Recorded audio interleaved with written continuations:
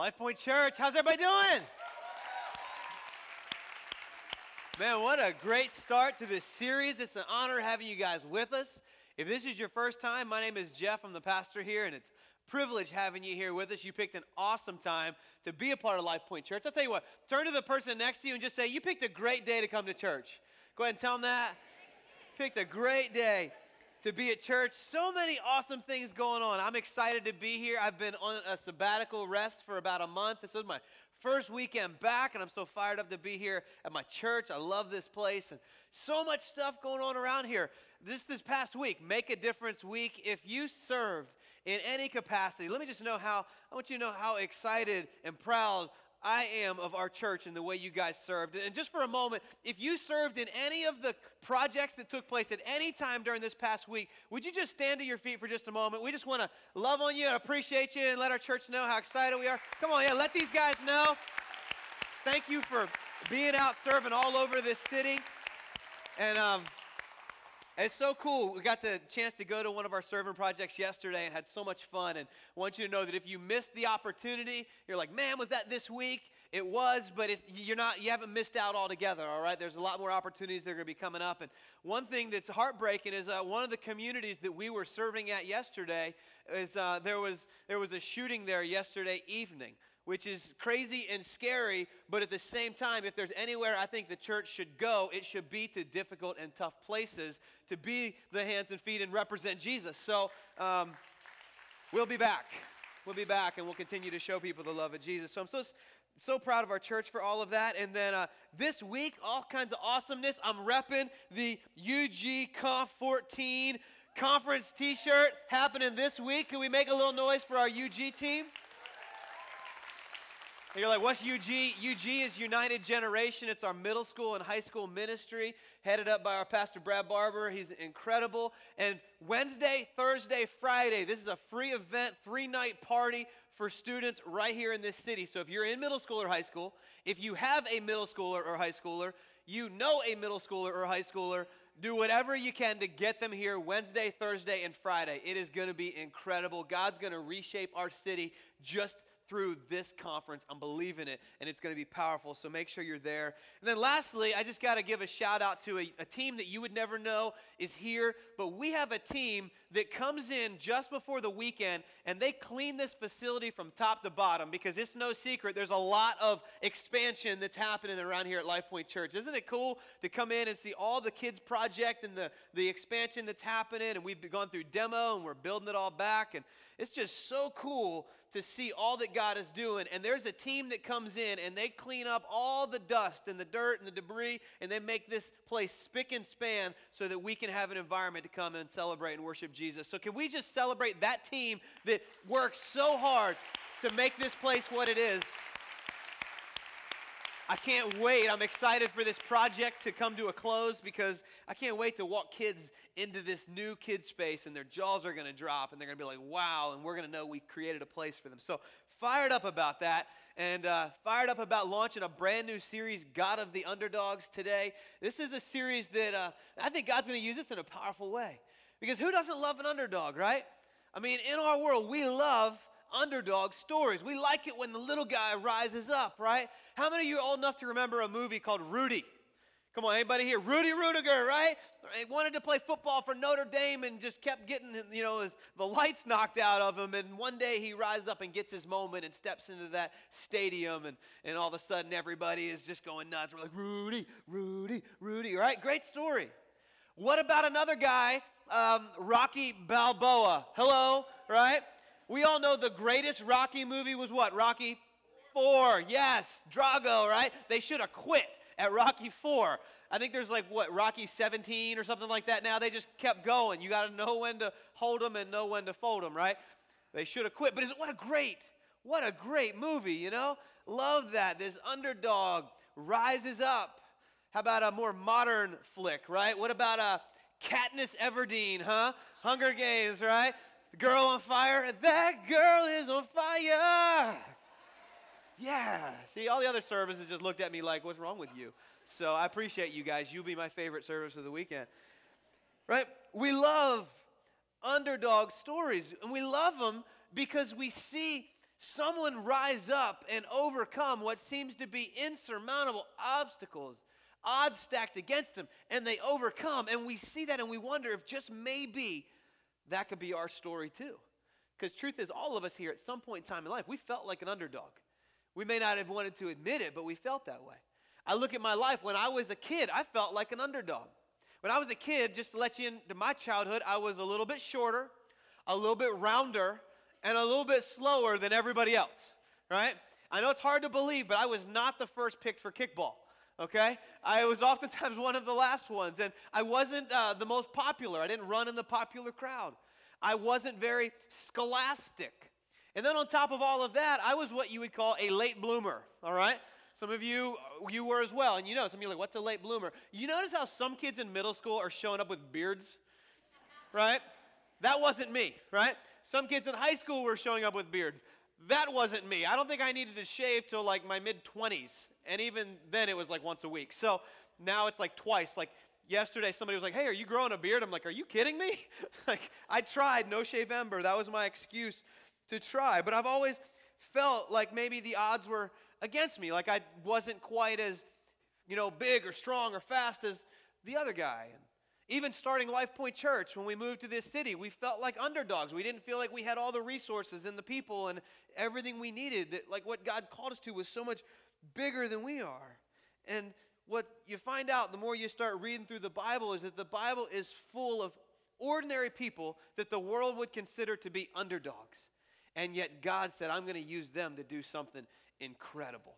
I'm going to use them to do something incredible. Merriam-Webster defines an underdog as a person or team that is expected to lose a contest or battle, someone at a disadvantage. So if you're here today and you feel like maybe you're at a disadvantage, maybe you didn't grow up in the right family, you didn't wear the right clothes, you didn't drive the right car, live in the right neighborhood, maybe you feel like you aren't as gifted as the next person, let me just tell you, you are the kind of person that God wants to do something great through. If there's something I've learned in 17 years of ministry and 8 years as a church planner, it's simply this, is we serve a ridiculous God who delights in using everyday, ordinary, underdog-type people to accomplish his purposes in this earth. He wants to use you. I want you to get your gray note card out. I want you to write something down. So you'll find these on the seat back in front of you, or if you're in the more godly seats, which is the front row, you'll find them under your seat. I want you to take that out. You'll find a pen there as well. Would you write this down? Here's something I've come to learn and I've come to embrace. I want you to get this.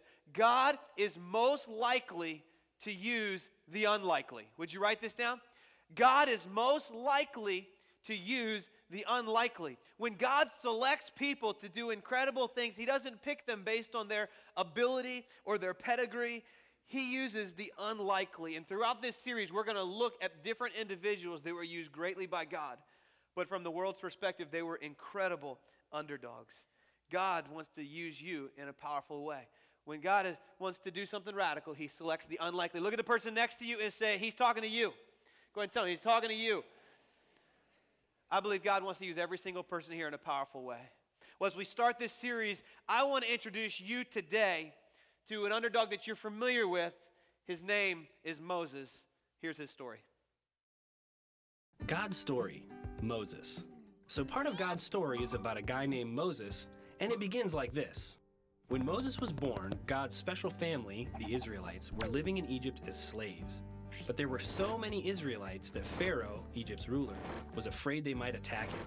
So he ordered that they work extra hard and made a law that all new baby boys had to be killed. Well, baby Moses' mom didn't want him to die, so she came up with a plan. She put him in a waterproof basket and hid it in the Nile River. Before long, Pharaoh's daughter, the princess, showed up. She found the basket and realized Moses was one of the babies her dad was trying to kill. But instead of hurting Moses, she adopted him. He grew up in the palace like a prince. Now Moses should have felt really special and loved, but he felt bad that his people were slaves while he lived in the palace. So he ran away and tried to help them. Problem is, they didn't want a prince around. Moses didn't feel like he belonged anywhere, so he ran away again. This time, he went to a place called Midian. There, he married a lady named Zipporah and worked for her dad, Jethro. One day, he was taking care of Jethro's sheep when he saw a bush on fire. As Moses looked more closely, the inside of the bush called out, "Moses, Moses." Kids, would you answer a burning bush that yells your name? Well, Moses did. He said, "Here I am." Then the bush introduced itself.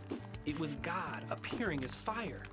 And God told Moses that he could see how his family was suffering as slaves.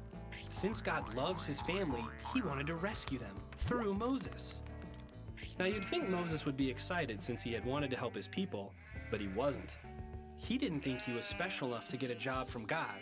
He said, "Why me?" God reminded him, "I'll be with you." He even told Moses exactly what to say to the Egyptians.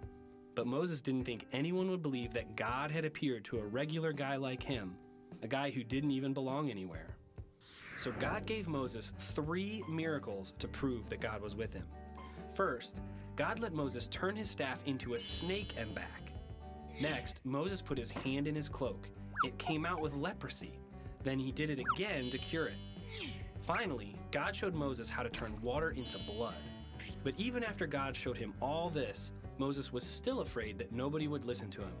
"I don't talk well," he said. "I stutter and stammer." Then God asked Moses, "Who makes a man able to talk? God is the one who makes us."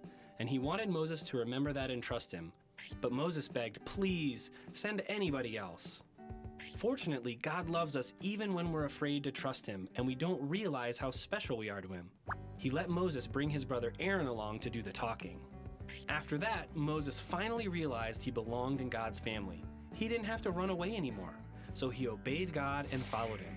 He took his wife and sons to Egypt to tell the Israelites that God was going to rescue them. The Israelites believed that God was with Moses, and they were so excited to be rescued that they worshiped God right away. And that's the story of Moses. Well, there you have it. Now we're all on the same page, and when your kids are like, "What did you learn in church?" You're like, "We watch cartoons," right? So here we are. So we've got Moses. He's had this incredible encounter, right? He's a shepherd. He's 40 years has passed since he left Egypt. He's working for his father-in-law, which that in itself's got to be kind of odd. And he has this encounter with this burning bush. And so I want us to go into this story. If you've got a Bible, go to Exodus chapter 3, and we're going to look at verse 7. If you're like, "Well, I forgot to bring my Bible today," you can use your phone or a tablet if you've got one. And if you're like, "Well, I got a flip phone, am I out of luck?"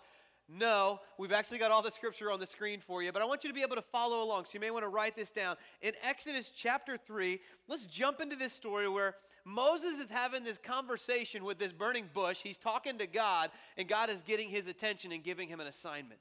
Here we go. In Exodus chapter 3, verse 7, the Lord says, "I have indeed seen the misery of my people in Egypt. I've heard them crying out because of their slave drivers, and I'm concerned about their suffering. So I've come down to rescue them from the hand of the Egyptians and bring them up out of the land into a good and spacious land, a land flowing with milk and honey." Now, this is great news, okay? This is incredible news for the nation of Israel. God's saying, "I got a plan for them. I heard their cries. They've been calling out to me. I'm going to do something about it." You think this is great news. And then he rolls on in verse 9. He says this. He says, "And now the cry of the Israelites has reached me. I've seen the way the Egyptians are oppressing them." Look at verse 10. "So now go. I am sending," who? "I am sending," say it with me, "I am sending you." Suddenly what was great news is not so great news for Moses. Moses is like, "Wait a second." God says, "So now I'm sending you to Pharaoh to bring my people, the Israelites, out of Egypt. This is incredible news that God is about to do something, but this is not incredible for Moses because Moses is not excited about doing what God has called him to do, right? As we follow God, as we surrender our life to Jesus, if there's been a moment where you said, God, I realize that you created me for a purpose. I want to be obedient to you. There's going to come a moment in your life where God puts a desire or a burden or a calling on your heart to do something. And in that moment, you're going to have the opportunity just like Moses. Moses had the opportunity to say, okay, God, I'm your man. Let's go do it. But that's not what he said. Instead of saying yes, he said, hold up, God. You know, you got the wrong guy here. And then he began to list off his excuses. See, as underdogs, we're keenly aware of what we're not good at. And we're keenly aware of why we can't do what God has called us to do. And just like Moses, many of us today, we felt like God was calling us to do something. But instead of saying yes, we rolled out our list of excuses as to why we can't do it. So what I'd love for us to do is simply look at the excuses of Moses and see what we can take away from that, because these are very similar to the excuses that we use. So I've titled this message, Excuses, Excuses. Excuses, Excuses. Here's number one. Number one, God says, Moses, I'm going to send you. And here's Moses' first excuse. Write this down. Moses says, who am I? Who am I? Like, whoa, wait a second. Moses will be like, you got the wrong guy. Exodus 3:11 says, Moses says to God, who am I that I should go to Pharaoh and bring the Israelites out of Egypt? He's like, I ran away from that place. I'm older now. I'm in a good place right now. Like, I got a job and it pays the bills and life is good and I'm comfortable, and why did you call me? Moses is clearly wondering, God, why'd you pick me? You got the wrong guy. Can I tell you one of the first things you're going to be confronted with when you feel like God is calling you to do something, to go somewhere, to talk to somebody? It could be anything. You're going to immediately look at the reasons why God's got the wrong guy. Why in the world did you pick me, God? Go back to starting this church. And I remember wrestling for about a year to 18 months of God putting on my heart to start this church. I'm like, God, no. Like, you got the wrong guy. I don't know thing one about starting a church. I don't know where to go. You're just being crazy. God, there's a whole lot better candidates out there. You see, when God was calling me to do this, I was focused on who I am rather than who he is. I'm busy focused on Jeff rather than focused on God. And what happens when we focus on ourselves, just like Moses did? Who am I? When we focus on ourselves, what we do is we shrink God down to the size of our experiences, our past, our pedigree, our bank account. And that's insulting to God. God's going, why don't you elevate your faith? Why don't you increase your belief in, knowing that I am able? And see, as long as we're focused on what we can do, we'll never get to see what God can do. Moses is going, who am I? Who am I? I'm not able to do this. Pastor Matt Keller, who wrote the book, God of the Underdogs, which we've got out in our lobby. I encourage you, if you want to dig deeper in this series, pick up that book. It's an awesome book. I love what Pastor Matt says. He says, God told Moses his credibility had nothing to do with his capability. It had everything to do with God's ability. See, when we begin to feel like God is calling us to do something, to talk to somebody, to go somewhere, to start the business, to go on that mission trip, whatever it is, we're immediately going to look at why we can't do it and why God's got the wrong guy. And we're going to look at our ability rather than realizing that God is able. And what I love about this story is every time Moses has an excuse, God has an answer. Moses is like, who am I? And look at God's answer, Exodus 3:12. Moses is caught up saying, who am I? And God says, I'll be with you. I'll be with you. Moses is going, I can't do this. And God's going, that's why I'll be with you. You don't have to, because I've got everything you need. I love how God simply responds by saying, I'll be with you. He didn't try to, stroke Moses' ego and build up his self-esteem, right? Moses, it's okay. You're not really that much of a loser. You're not that much of an underdog. Moses, you can do this. You're a good guy. Moses, people like you. Moses, you're good enough. You're smart enough. And gosh darn it, people like you, right? Come on, Moses, you're good at this. Come on, everybody, let's gather around Moses. Let's all tell him something positive about himself. Let's build up his self-esteem, right? God doesn't do that. God's like, all right, Moses, I want you. Moses is like, I can't do this. He's like, that's why I'm going to go with you. It's not about you. It's about who I am, is what God is saying. It's not about you. Can I tell you, when you feel like God's calling you to something, you're not going to be qualified. You're not going to feel capable. That's why God's going with you. He's not sending you out there on your own. But this wasn't enough for Moses. You think Moses would be like, all right, God, if you're in with me, let's do it. But that's not what he says. He rolls out excuse number 2. He's got a laundry list of these things. Here's excuse number 2. This is what Moses says. He says, all right, but I don't know what to say. Right? I don't know what to say. Sometimes in life, we know what we're supposed to do, or we know where we're supposed to go, or we know who we're supposed to talk to. We just don't know what we're supposed to say. Like, God, you want me to say something to them? I don't have a clue what in the world I would say. And I love how God responds, and he says this in verse 13. He says, Moses says to God, suppose I go to the Israelites. Suppose I actually do this, right? And I say to them, the God of your fathers has sent me to you. And they ask me, well, what is his name? Well, what then shall I say to them? See, Moses knew that when he goes to these guys, they're going to have their doubts. They're going to be like, aren't you that guy that left us like 40 years ago? Why should we follow you? They're not going to believe me. They're going to say, hey, we've been living in this country for like 400 years. Why do you want us to change all of that because some burning bush told you? Like, for real? I mean, you're not going to uproot your family if I came to you with that story, right? So Moses is going, I don't know, what am I going to say to them? They're going to say, who sent you? What's the name of this God? And I don't know what I'm supposed to say. And God's got a quick answer. God says to Moses, here's what you say. I am who I am.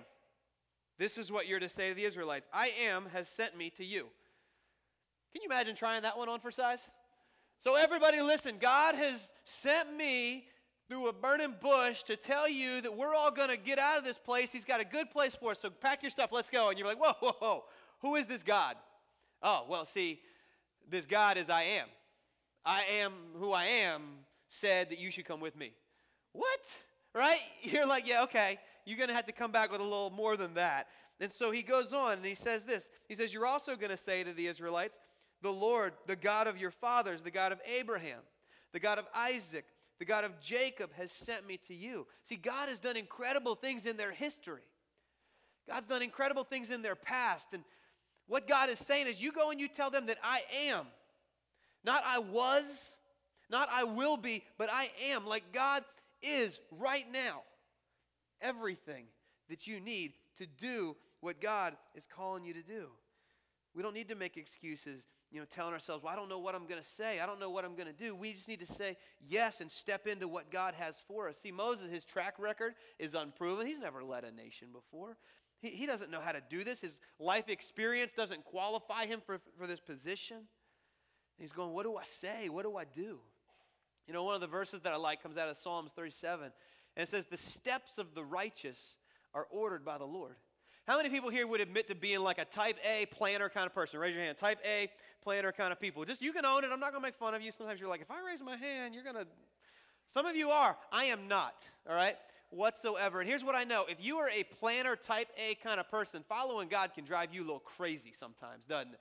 Because you're like, all right, God, I am in if you could just give me a 5-year plan, right? Just show me how this is going to play out, and I'm all in, God.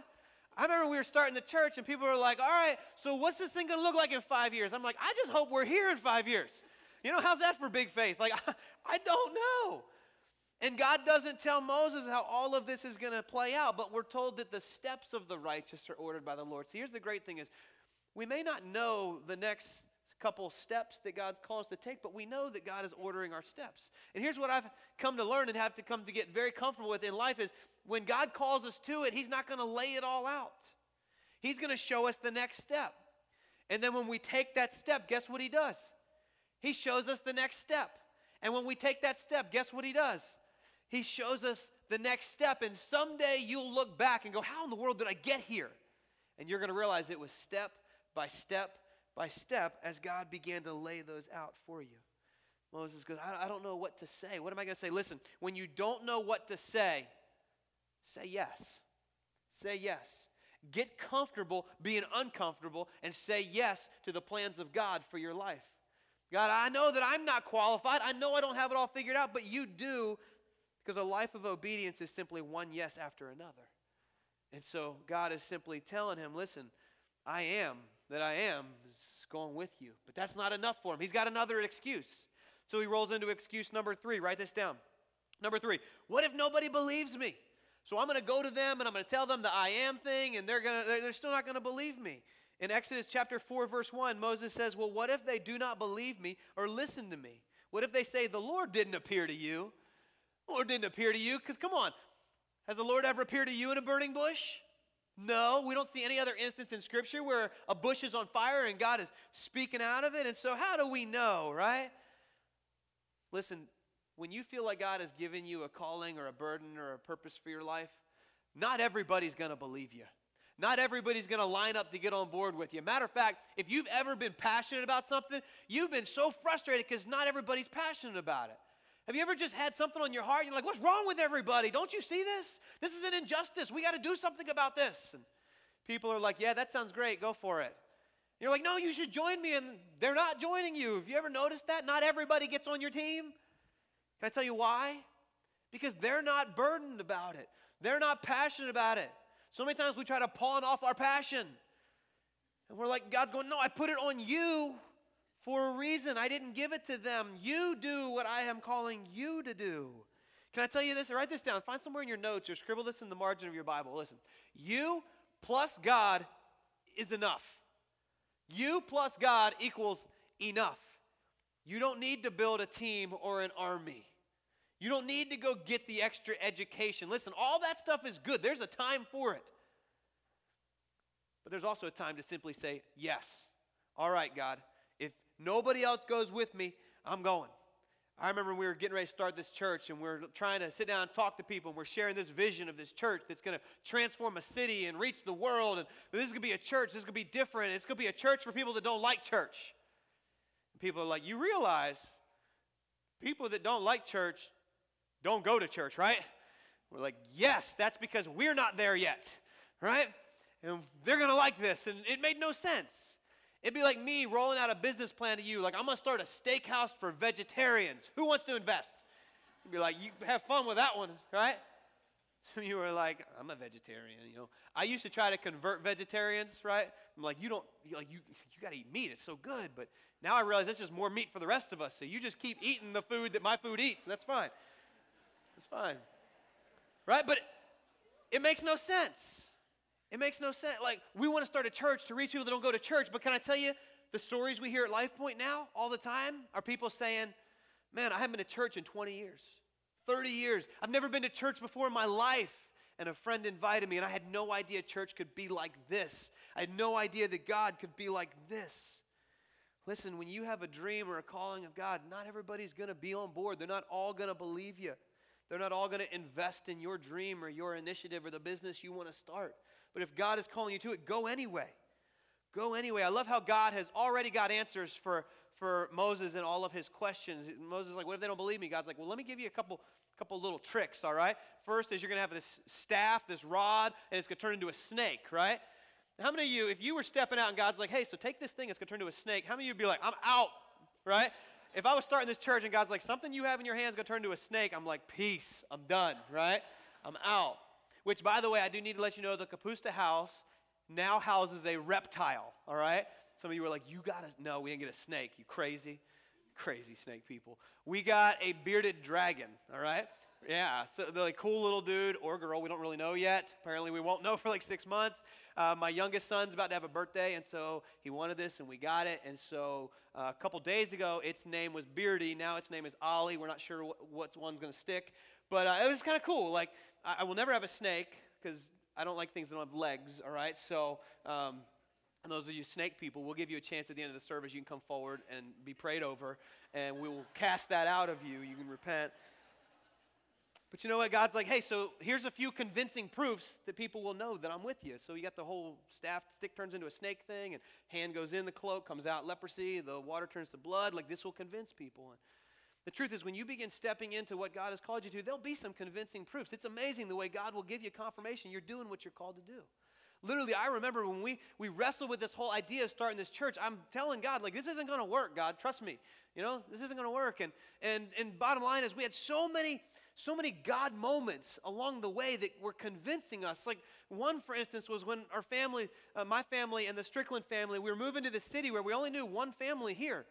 And we had houses that we had to sell back near Raleigh, and the market wasn't moving, and then we had moving to a market where houses are much more expensive. How in the world are we ever going to make this happen? And a gentleman comes to me at my last church and says, hey, listen, I heard what you guys are doing. My brother and I each own beach houses, and you can stay there as long as you need to, rent-free. Say what? For real? Like, I just remember going, God, how are you ever going to do this? And God's like, oh, watch this, whoosh, convincing proof. When we were raising dollars to start this thing, like, you don't just say, I want to start a church and people throw money at it. There's no mothership. It was like, how are we going to do this, God? And God's like, watch this. And he began to provide every need along the way. Several years ago, when we were, casting vision for outfitting this facility, it seemed so crazy. It was so much bigger than we are. We didn't have the resources. And God said, watch this. And then, at the beginning of this year, I shared that I felt like this was a year of faith. Like this is a year we're taking bigger steps of faith. And God put it on our heart to begin pursuing buying this shopping center, which just seems absurd. I mean, you guys seen the movie, We Bought a Zoo? That's a cool movie, right? After I'm like, that ain't nothing. We bought a shopping center. Like God did that. That's crazy. And now you want us to expand our kid space and create more space. And can I tell you something? Every single initiative that we've undertaken, we have felt like underdogs. We did not have the resources to do what God called us to do. We've never had it all in the bank. We've never had it all figured out. This kid space, we have enough to do the construction and a little bit of theming, but we don't have enough to do it all. But we're taking steps of faith saying, God, we're believing that you've called us to it. You'll continue to provide. And he'll do that through all kinds of ways, through people just giving their tithes and offerings, through individuals just giving generously above and beyond. We don't know how it's going to happen. We just know that if God is in it, he'll take care of it. I've heard people say if it's God's will, it's God's bill. He always pays for what he orders. So I don't know how it's going to play out. God may put on your heart to simply underwrite the next portion of this project. We just know that God has given us the green light, and we're not going to sit there. Nobody likes the person that sits at the light when the light is green, right? Checking your phone, people blowing the horn. I don't want to be that guy when God gives us a green light. So we're taking steps. Just like Moses, we don't have it all figured out, but we're going to step out. Here's what I do know, is that in 8 years, we've seen over 3,000 people say, I'm making a decision to trust Jesus Christ as my Lord and Savior, right? Who would have ever known? It's been one ridiculous step after another, and God gets all the glory. What if nobody believes me? And God's like, watch this, watch this. Here's the fourth excuse, right? As if the whole, those little miracles weren't enough. Here's the fourth excuse. Moses goes this one. He goes, I can't, right? If you're a parent, don't it drive you crazy when your kids are like, I can't. Like, you haven't even tried. I can't. Moses is saying, I can't. He says, I'm not able. Moses says to the Lord in Exodus 4:10, pardon your servant, Lord. I've never been eloquent, neither in the past, nor since you've spoken to your servant. I'm slow of speech and tongue. He's saying, I stutter. I'm not good at public speaking. You want me to go and rally the people and then go to Pharaoh? I just can't do this. I don't have the ability. Here's what he's saying. He's saying, I can't do this. Moses is scared. He's scared. He's scared of stepping out. What he doesn't realize is that when we step out, God steps in. That what we feel like we lack, God possesses. See, so often we use this excuse because we're afraid of failing. We know what we're not good at, but as long as we don't step out, maybe other people won't realize what we're not good at. And we've come to believe that the way to avoid failure is to stop trying. And as long as we don't try, we won't fail. Can I tell you, that's no way to go through life. It's no way to go through life. Someone said that a ship is safest in the harbor, but ships weren't made for the harbor. We've got to learn to get comfortable taking risks. I love the words of Robert Schuller, who says, I'd rather attempt to do something great and fail than to do nothing and succeed. Fear will keep us sitting on the sidelines rather than stepping into what God has for us. So many of us are thinking, I can't. What is it that God is stirring in your heart for? For some, you watch this Uganda video and you're like, I got to go. I want to go. That's so incredible. I feel like I'm supposed to. But immediately you're like, I can't. I can't raise that kind of money. I can't get the time off work. I can't go that far away. I can't. Makes me wonder, when are we going to stop telling God what he can't do? And start saying, God, if this is what you want, then I'm going to take a step of faith. Going back to the beginning of starting this church, I remember saying, God, I can't do this. I'm not organized. God says, I am. I remember thinking, I'm not pastor material, right? I mean, let's all be honest. When we look up pastor in the dictionary, it's not a picture of this, right? You know how I know that's true? Because I know that when you came here for the first time, you sat in a seat and I got on stage and you were like, when's the real pastor coming out, right?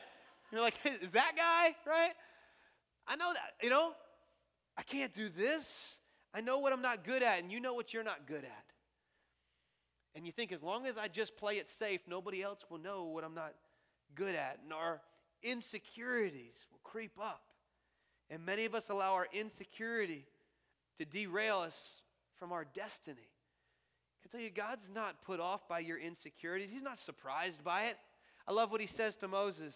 Exodus 4:11, he says, who gave human beings their mouth? Moses says, I don't speak so well. God says, who gave you your mouth? Who makes them deaf or mute? Who gives them sight or makes them blind? Is it not I, the Lord? Now go, and I will help you speak and teach you what to say.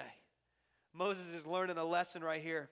God isn't limited by what you think limits you. God is not limited by the things you think limit you. God, I don't have this. I'm no good at this. God goes, I know that. That's why I picked you. God picked you so that when all is said and done, so when the business gets started, the trip happens, a friend comes to know Jesus, somebody carries hope to a difficult place, people look and they go, how did this happen? Because I know you. And at the end of all of that, you're able to say, it's not about me. It's about God who called me to this, and he equipped me for this, and he's given me everything that I need. You think it'd be enough. Moses says, I can't. God says, I'll give you everything you need. That's not enough. And he rolls out excuse number 5, the fifth and final excuse. He simply cuts to the chase, and he says this, I don't want to, right? I don't want to. Let's just be honest here. God, I hear what you're saying, and it's a great thing, and somebody should do it, but not me. I don't want to. All of his other excuses were just a smokescreen, right? This is what he's really thinking. Exodus 4:13, Moses said, pardon your servant, Lord. Please send someone else. God, just go ahead and pick somebody else because I'm out, right? I'm out. I don't want to. I want you to use somebody else. Somebody more gifted, somebody more able, somebody with it more together. See, if you're familiar with the story of Moses, you know the rest of it. You know there comes a moment where Moses finally says, okay. And he goes to Pharaoh, and God uses him in a radical way. I think Moses is one of the most incredible leaders that we see all through Scripture. I love his story. I connect with the insecurity side of it. And when I see Moses, I see what God is capable of doing. We see him stepping into his destiny. We read his story. But we forget that Moses didn't have the luxury of reading his story. He had to walk it out. And in the same way, we don't have the luxury of reading our story. We got to walk it out. We're living with calling. We're living with potential. We're living with initiative. We're living with a mission. The question is, are we going to say yes and step into the unknown, saying, God, I'm an underdog, but you use underdogs and you use them to overcome, and I want to be one of those. Will we say yes? Will we step into what God has for us, or will we shrink back and abandon our post and play it safe? Listen, God knows you, and he's not limited by you. He knows your limitations. He knows your shortcomings. Matter of fact, those limitations and shortcomings, that's what qualify you to be used greatly by God. You know, I think back to 9 years ago. 9 years ago, Lifepoint Church was on the radar. I was dreaming of this place. I was terrified of the idea of stepping out to do this. I had literally written in my journal, I don't think this will work, but okay, God. And so finally, I've gotten to the place where I'm excited and scared all at the same time, because anytime you step out in faith, you're going to have this sense of excitement and fear and the unknown. And I remember sitting down with a leader that I looked up to and respected greatly. And I wanted his feedback, and he's sharing with me, Jeff, you know, every great church planner has got to have 3 things. 3 things. He said, number 1, you've got to have the ability to preach. You've got to have the ability to communicate, right? If nobody wants to listen to you, good luck with that. He said, you got that. He says, you got that. I'm like, sweet, I'm 1 for 1. He says, the second thing, every great church planner has to have a passion for people that don't know Jesus. He's like, you've got that. I'm like, 2 for 2, baby, killing it. I'm writing this down. Number 3, you've got to be a strong leader. And he looked at me and he said, I don't think you've got that. Can I tell you, in that moment, I never felt more exposed, more vulnerable, more intimidated. See, like, up until that moment, I knew I wasn't a strong leader, but I thought I had everybody else fooled. I didn't know that people knew that I wasn't that strong of a leader. And here I am going, what do I do, God? I don't know if you know this, God, but there's 3 things every church planter's got to have, right? God, write this down so you don't make this mistake again. They got to be really good at preaching. They got to have a passion for people, and they got to be a strong leader. 2 out of 3, God, I'm out, right? You need to know this, God. What do you do? What do you do when your insecurities and your fears are placed right before you? Do you simply bow down to them and shrink back and say, you know what, never mind? Because in these moments, one of 2 things is going to happen. We're either going to run from the call of God, or we're going to say, you know what? I guess if God wants this to happen, He's going to have to make up the difference. He's going to have to give me what I need. He's going to have to give me the strength. He's going to have to give me the courage. He's going to have to make me a great leader. So let's just see what happens. And it's fun to look back now, because you look around a room packed full of people in the middle of the summer and you go, obviously God knew what He was doing. And I hope and pray that when, all of this city has come to know Jesus and people start asking questions about Lifepoint Church, they're not like, man, there was this great leader that showed up. Because who are we kidding? God called this guy, who was only 2 out of 3, to this city. And he's made up all the difference. And he's surrounded. He's built a great team. And when the dust settles, people won't say, man, what a great leader. They're going to say, what a great God who brought hope and life to so many. That's my desire. That's my desire, is that we see a church. We see a group of people not paralyzed by fear, but propelled in the face of it to go and accomplish what God has called them to do. One of my favorite verses about Moses comes out of the New Testament in the book of Hebrews, chapter 11, verse 27. It says this. Look at this with me. It was by faith. Faith is the distinguishing factor that turns an underdog into an overcomer, by the way. It was by faith that Moses left the land of Egypt, not fearing the king's anger. He kept right on going because he kept his eyes on the one who is what? Say with me. On the one who is invisible. How in the world do you keep your eyes on the one who is invisible? You walk by faith. You say yes when God calls you. You step past your insecurities and you step into the security of God. Can I tell you, He's got something incredible for you? You may feel like the least likely. You may feel like the underdog. Can I tell you, you are the next in line to be a part of something absolutely incredible. Say yes and watch where God takes you. Would you pray with me?